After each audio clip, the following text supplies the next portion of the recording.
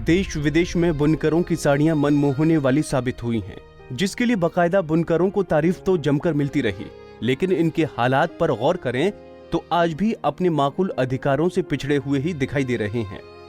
बालाघाट के बुनकरों के हालात भी शासन प्रशासन की अनदेखी के चलते दयनीय दिखाई दे रहे हैं। बुनकर दिवस पर खास तौर से बुनकरों के हालात को बयां करते देखें हमारी खास खबर। बालाघाट जिले के ग्राम मेहंदीवाड़ा के बुनकर शासन प्रशासन की अनदेखी के चलते भुखमरी की कगार पर हैं। कोरोना काल ने उनकी आर्थिक स्थिति की बची कोची उम्मीद पर भी पानी फेर दिया है। इन बुनकरों द्वारा बनाई जाने वाली साड़ी और अन्य उत्पादों को देश विदेश में जितना सराहा जाता है, ठीक उसके उलट इन बुनकरों की दयनीय हालत कई सवाल खड़े करती हैं।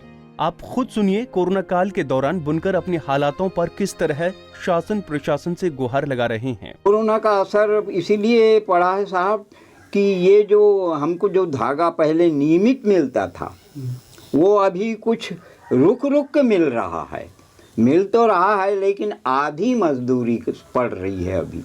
इसके जो कोरोना के पहले जो था वो तो फिर फुल काम मिलता था, लेकिन अभी आधे में कहने का मतलब खड़े हो गए हैं। अच्छा, आपके ऊपर अभी आर्थिक संकट भी गहराया हुआ है? हाँ जी, हाँ। पहले की अपेक्षा में? और हाँ जी, हाँ। अभी की अपेक्षा? हाँ। क्योंकि साहब काम नहीं होगा, धागा समय पे नहीं मिलेगा तो उत्पादन कैसे होएगा। पीएम नरेंद्र मोदी ने आज के ही दिन वर्ष 2015 में चेन्नई के मद्रास विश्वविद्यालय की शताब्दी अवसर पर बुनकर दिवस की शुरुआत की थी। केंद्र सरकार ने इस दिन को इसलिए चुना था क्योंकि ब्रिटिश सरकार बंगाल के विभाजन का विरोध के लिए 1905 में इसी दिन कलकत्ता टाउन हॉल में स्वदेशी आंदोलन आरंभ हुआ था। आंदोलन का उद्देश्य घरेलू उत्पादों और उत्पादन इकाइयों में नई जान डालना था, जिसका उल्लेख पीएम ने हाल ही में आत्मनिर्भर भारत बनाने के व्याख्यान में किया था। लेकिन हथकरघा बुनकर के कार्य पर निर्भर जिले का कोष्टी समाज आज अपने आप को आर्थिक रूप से असहाय महसूस कर रहा है।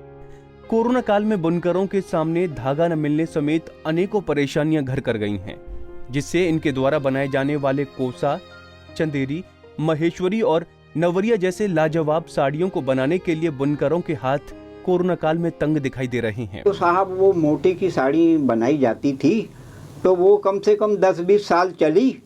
उसके बाद फिर क्या हुआ कि समय बदलते गया। पहले वाराणसी में ही मार्केट था, साड़ी बनाओ और बेचो, और यही सूत बूत धागा यहीं से मिलता था। पहले बड़ी बड़ी दुकानें थी, लेकिन वो सब समय बदलते बदलते बदलते फिर वो रूपमती जबलपुर से एक संस्था आई साहब, उसमें मैं 14-15 साल और भी काम किया, लेकिन फिर वो भी बंद हो गई। दादा, क्या यहाँ की साड़ियाँ देश विदेश तक फेमस हैं? नहीं, ये तो अभी जो बन रही है ना साहब, ये तो अमेरिका से एक व्यापारी लड़की आई थी और इंग्लैंड से भी यहाँ देखने के लिए।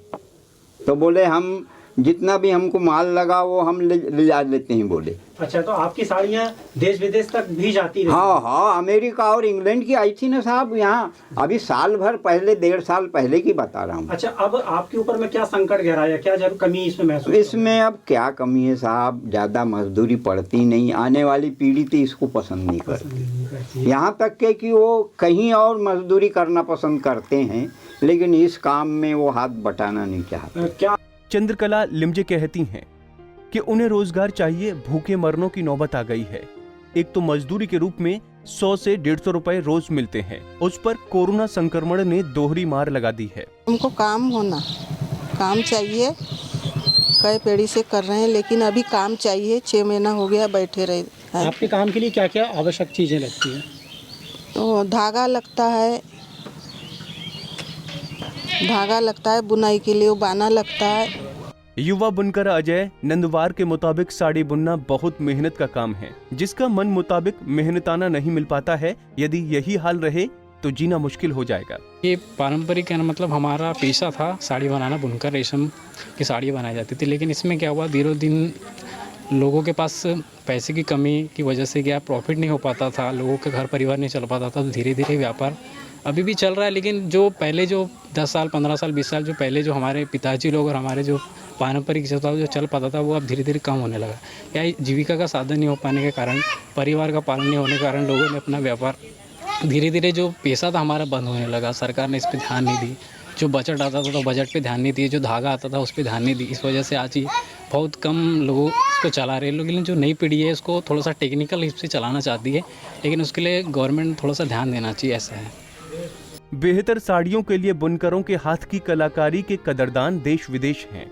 बावजूद इसके बुनकरों की दयनीय हालत पिछले कई वर्षों से सवाल खड़े करते आ रही है। बुनकरों के जीवन स्तर को उठाने के लिए दावे और वादे तो खूब हुए, लेकिन उनकी बस्ती में जाने के बाद शासन प्रशासन के दावे खोखले ही साबित हो रहे हैं। जिस हिसाब से बुनकरों की साड़ियों के मुरीदों की कमी नहीं है, लेकिन कमी है तो इन बुनकरों के हालातों को सुधारने की। बालाघाट से हरीश लिलहारे की रिपोर्ट।